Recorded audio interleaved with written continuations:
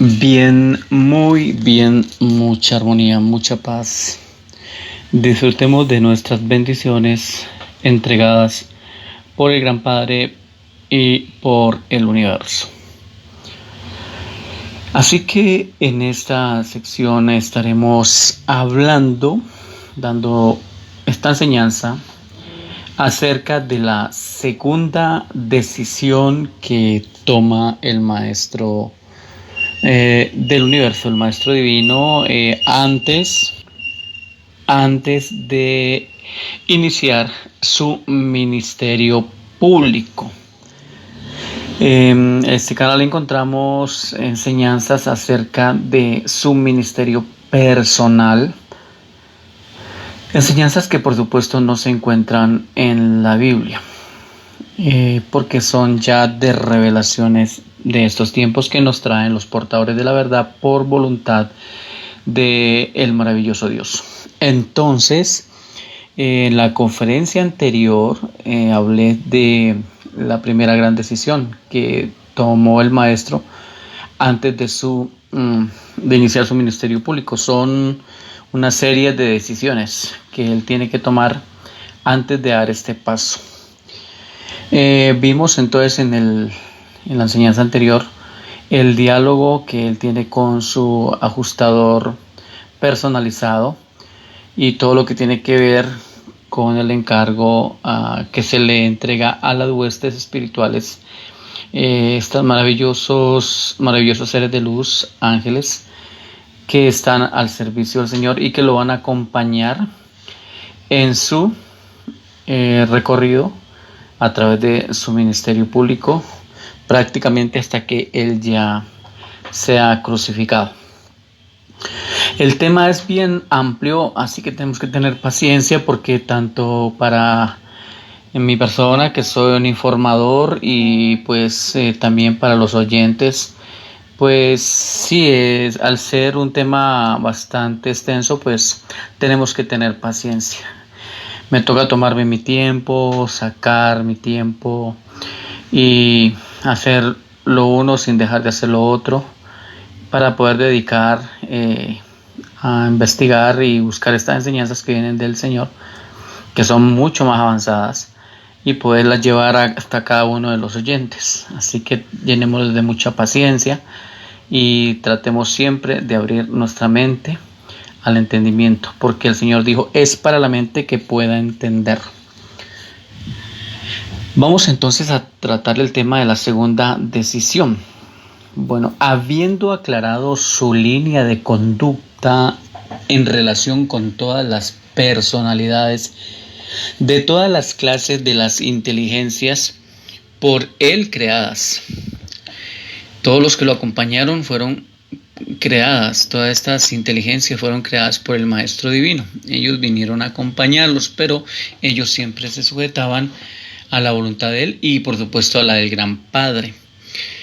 Hasta donde se le pudiera determinar en vista del potencial inherente a su nuevo estado de divinidad.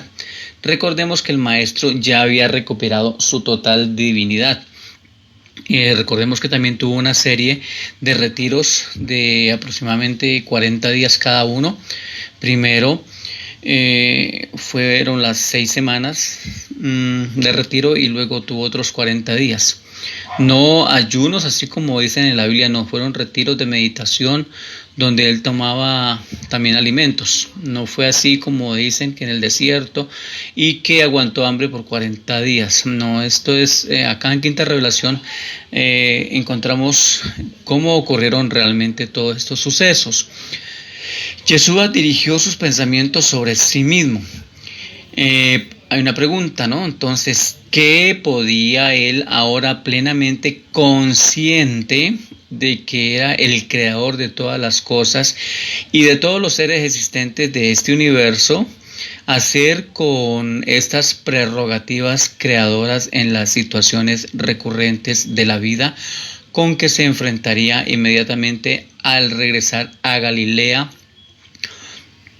para reanudar su obra entre los hombres? Es una gran pregunta. En efecto, ya allí mismo donde se hallaba en estas colinas solitarias, recordemos que él se retiraba en solitario para poder meditar, para tener el diálogo con su ajustado residente, que es el fragmento del Gran Padre, en realidad es el Gran Padre, y él tenía este retiro en solitario para hablar también con sus huestes espirituales que él había creado.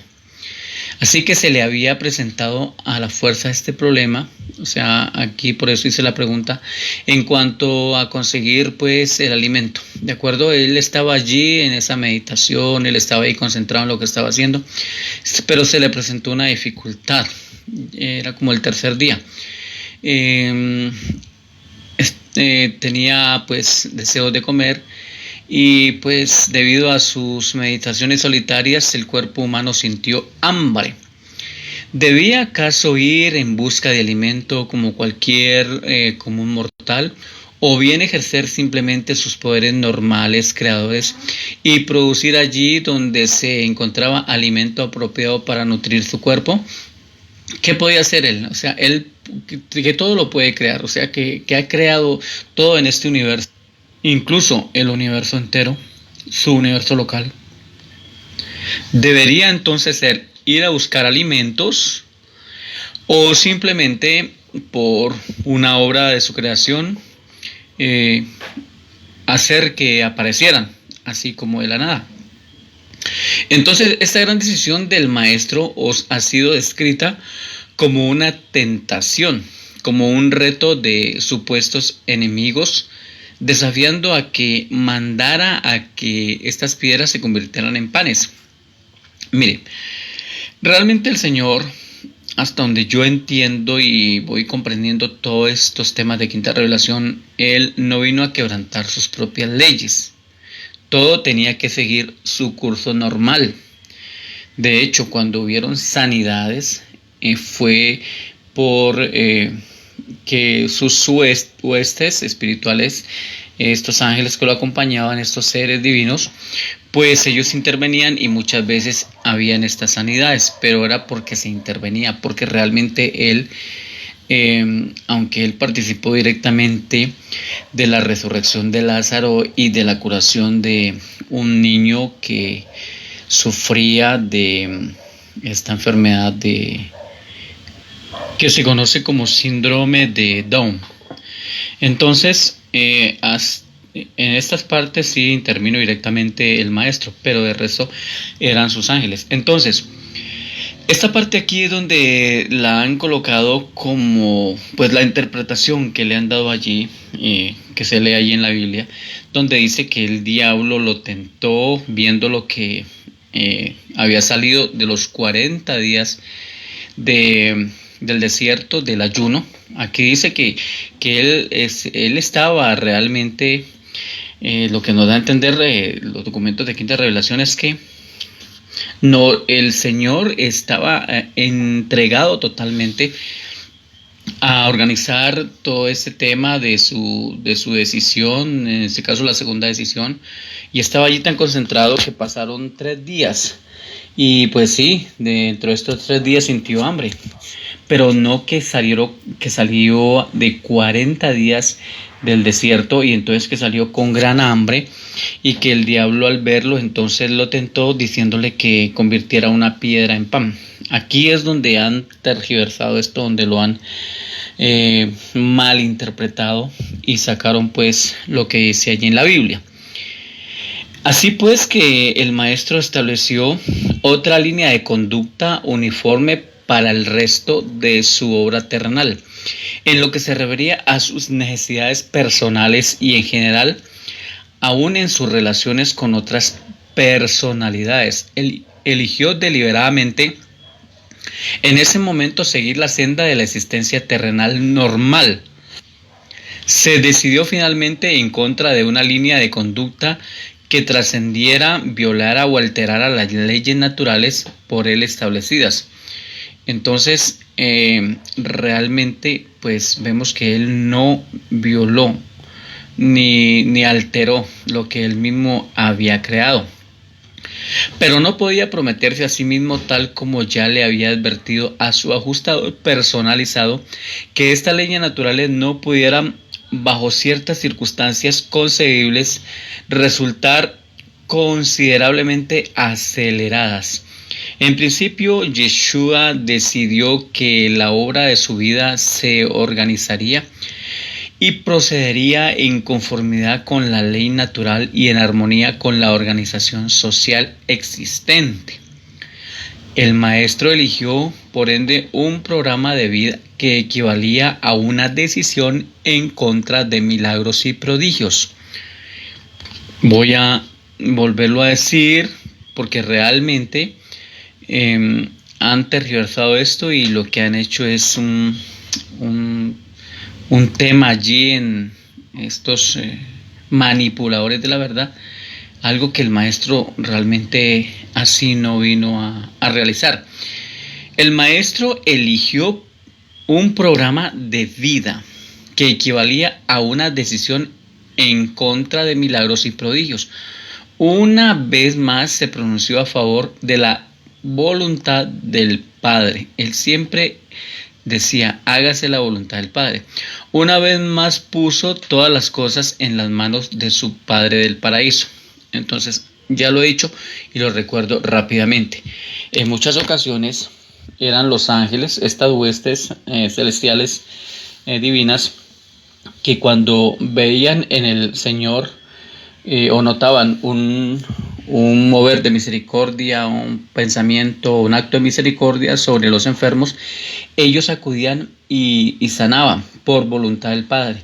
Pero el maestro no es tanto que vino a romper estas leyes, porque cada persona tiene un proceso. Aquí quiero decir algo: cada persona en particular, todos tienen un proceso personal directamente con el Padre, y en estos procesos, que son la voluntad del Padre, no deben intervenir los hombres. ¿A qué me refiero?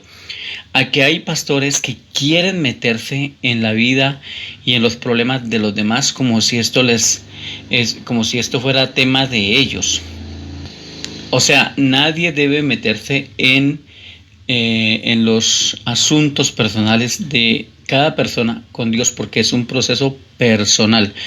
Uno, como conocedor de estas cosas y ya en esta maestría a la cual uno va avanzando, lo que uno puede dar es consejos, pero si se los piden. En mi caso, yo, siguiendo las enseñanzas del maestro, si hago eso. Si me piden un consejo y está en mis manos darlo, está en mi ser darlo, en mi conocimiento darlo, si lo piden, yo doy el consejo, como me guíe el Señor. Si no, yo no me quiero ya meter más en asuntos que no me interesan, porque esto lo hacía era cuando era un pastor errado, un pastor sin conocimiento, que pues me metía en asuntos que no tenía yo que meterme allí, ¿de acuerdo?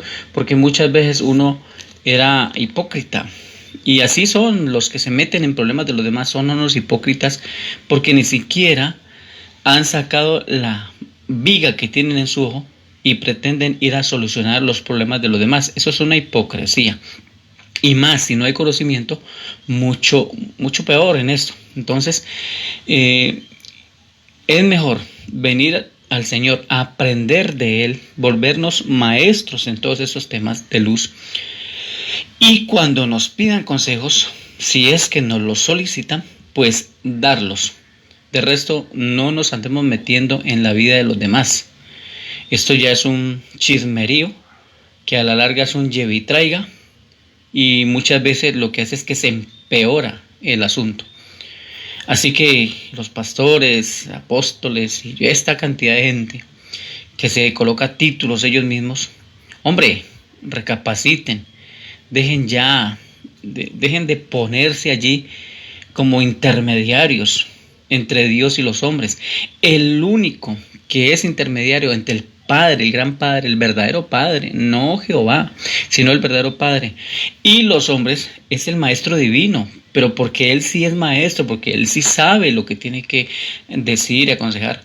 De resto, nosotros los hombres simplemente edifiquémonos, volvámonos sabios, pero hagamos las cosas como nos aconseja el maestro. Si piden un consejo, en su momento démosle, de resto retirémonos, porque el proceso es con el Señor. Yo lo que hago es aprender y seguir esta maestría y dar enseñanzas, dar conferencias, pero no me ando metiendo en los asuntos de nadie. De hecho, ni me gusta visitar casas, ni me gusta visitar a nadie. Pero si alguien necesita algo de mí y quiere saber algo, y de pronto quiere que vaya o a una llamada o algo, es porque ya lo pide, pero en ese momento, o la situación que se presente, pero de resto no tengo por qué estar allá metido tratando de resolver problemas que no son míos, que no me incumben. Esos son temas de Dios y la persona en particular. Así que es un llamado para los que se creen, pues, los consejeros, los ayudadores, los salvadores. Lo más tremendo es que se creen salvadores, cuando ni el mismo Señor vino a salvar a nadie. El Señor vino a entregar ese mensaje de revelación a cada persona en particular, y Él lo que vino fue a despertarnos, porque nosotros somos también dioses en potencia.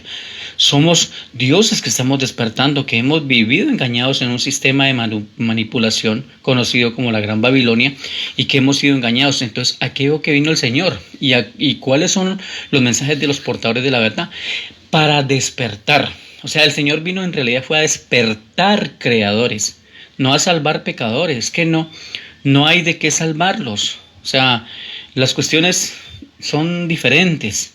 Hay otros asuntos, pero de todas maneras el Señor no nos habla de un en quinta revelación, Él nos la pone muy clara, y no es el Padre creando un infierno, como dicen allí en la Biblia, que ha creado un infierno donde el gusano no muere y la llama nunca se apaga, y que allá van a arder todos los que cometen pecados y rebeldías. No, cada quien tiene un proceso, y sea en esta vida o sea en la otra, pero hay misericordia.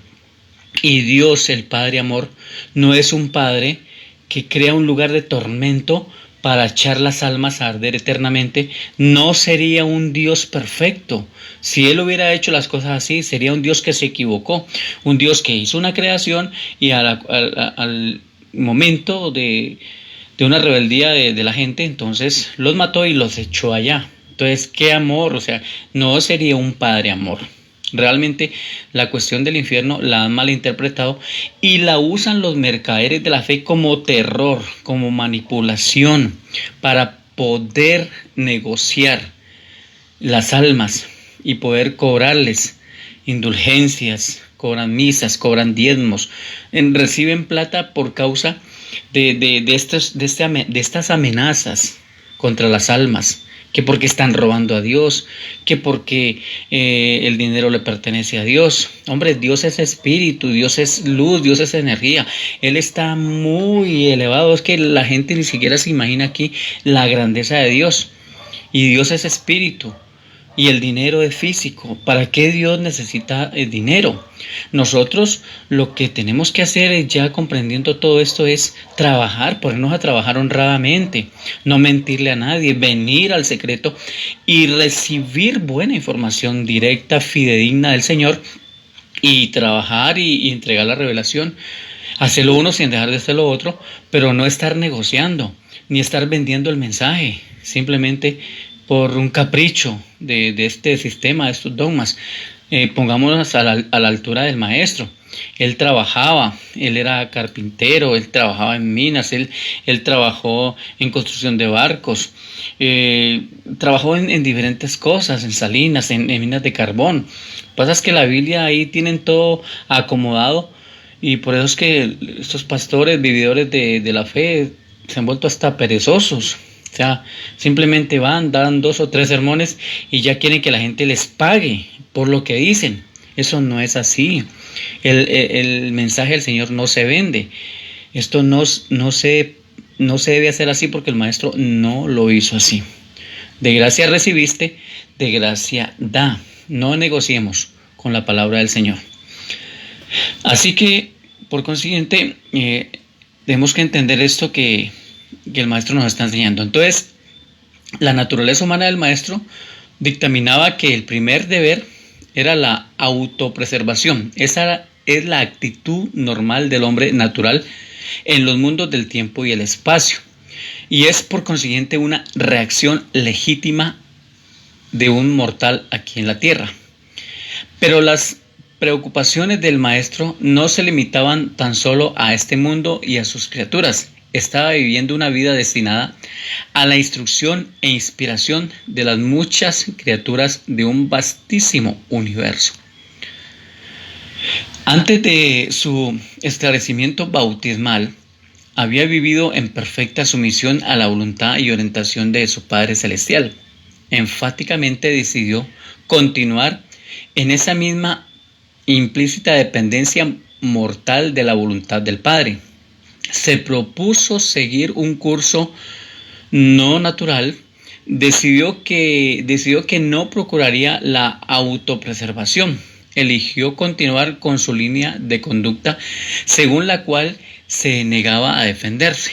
Por eso es que el Señor muchas veces le pegaban y le hacían lo ofendían, o sea, él no se defendía, dice que enmudeció y no abría su boca. Él tampoco quería su preservación humana aquí, porque es que los que ya hemos avanzado a esta luz, llega un momento en que queremos ya avanzar e ir al otro mundo y seguir nuestro avance a la perfección. Así que eligió continuar con su línea de conducta según la cual se negaba a defenderse. Expresó sus conclusiones en las palabras de las escrituras conocidas a su mente humana. No solo de pan vivirá el hombre, mas de toda palabra que sale de la boca de Dios. Al llegar a esta conclusión, o sea, es algo importante, o sea, no solamente de pan vivirá el hombre, sino lo que tenemos que es vivir, o sea, anhelar esa palabra que viene de Dios, porque eso es lo que nos va a ayudar en el otro lado. En el otro lado no nos va a ayudar tanto el pan, el sancocho, el arroz con carne o la carne asada o tantos alimentos que hay aquí. Allá nos va a ayudar es el alimento que viene del Padre. Entonces, al llegar a esta conclusión sobre el apetito de la naturaleza física tal como se expresa en el hambre de alimento, el Hijo del Hombre hacía su declaración final sobre todos los demás instintos de la carne y de los impulsos naturales de la naturaleza humana. Tal vez podía usar su poder sobrehumano para ayudar a otros, pero para sí mismo no. Se mantuvo fiel a esta línea de conducta por siempre y hasta el fin. Cuando de él se dijo con sarcasmo, a otro salvó, a sí mismo no puede salvarse, porque no lo quiso así. Él realmente se hubiera podido salvar, bajar de la cruz, pero él no iba a preservar la vida aquí, porque él ya anhelaba salir. En quinta dimensión, los que ya estamos avanzados, queremos entregar el mensaje. Yo quiero, hasta donde me permita el Padre, entregar lo más que pueda de quinta revelación, y sobre todo eso que tiene que ver con el mensaje del Señor desde que nace hasta que lo crucifican y hasta donde me permita el Señor. Pero uno ya quisiera como salir, pasar al otro lado. Los judíos esperaban a un Mesías que hiciera aún mayores maravillas que a Moisés, de quien se decía que había hecho manar agua de la roca en el desierto y que también había alimentado con maná a sus antepasados en el desierto.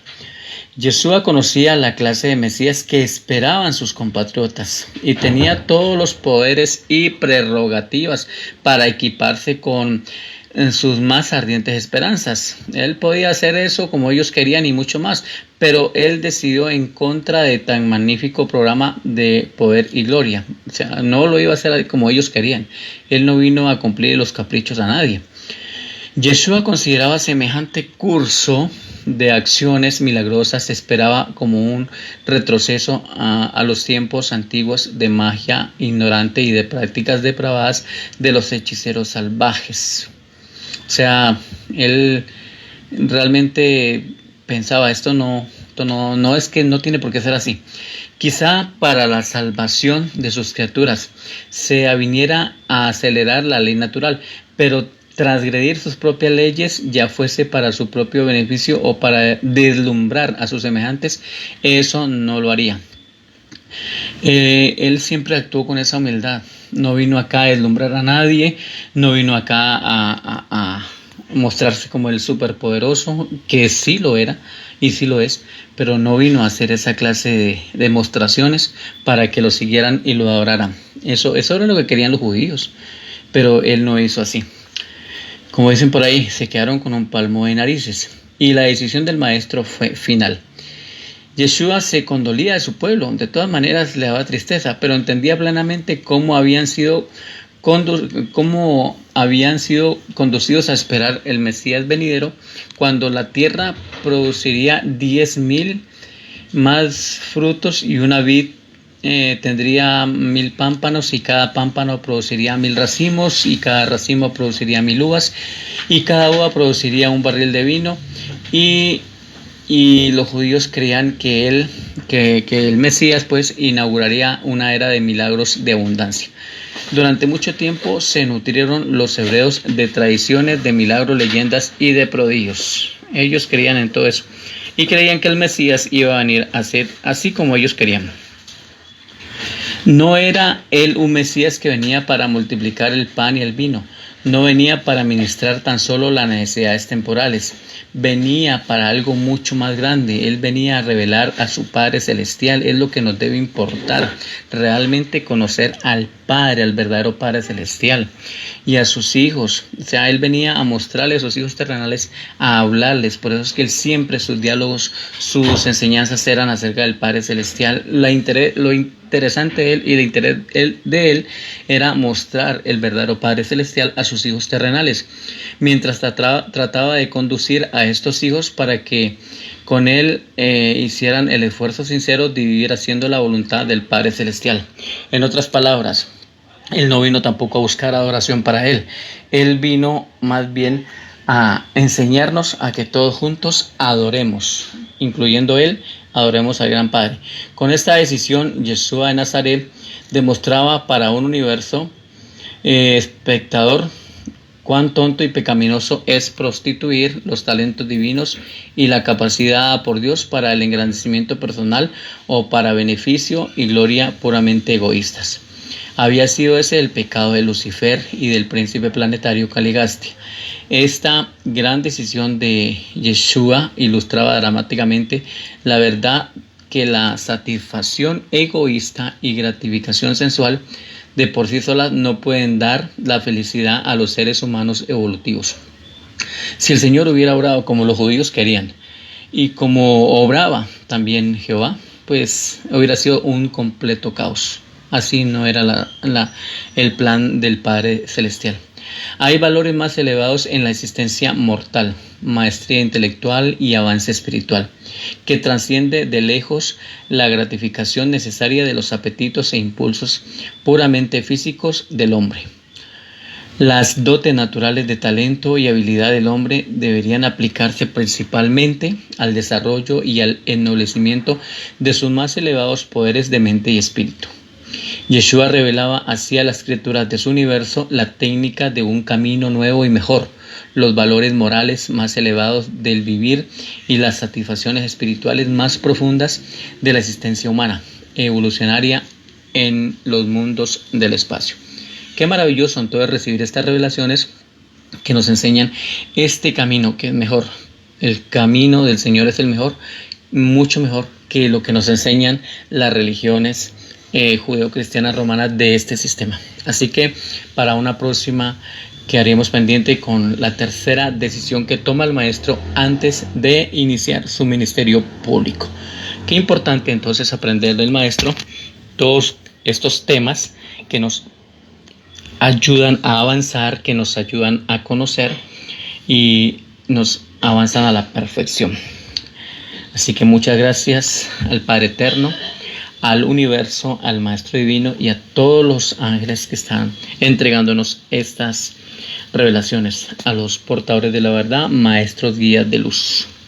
Gracias, gracias, gracias. Hecho está.